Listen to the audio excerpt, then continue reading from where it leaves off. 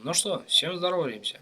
Идиоты никогда не переведутся и не перестанут нас радовать такими новостями. Короче, парень застрял своим прибором в 1,5-литровой бутылке в Подмосковье. 21-летний житель из Красногорска с криками вызвал скорую и сообщил, что по неосторожности надел бутылку на свой прибор и теперь не может ее снять. Причиндалы зажало, отек нарастал. Экспериментатора доставили в больницу, где под анестезией освободили из ловушки Джокера.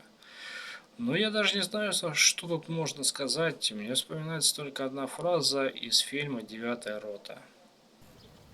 Не лепи куда попало! Ну вот прям лучше и не скажешь. Так что, ребят, ну если у вас никак не клеится с девушками, ну хотя бы не занимайтесь фигней и не суйте свой прибор куда попало реально. Он вам еще пригодится. Всем пока.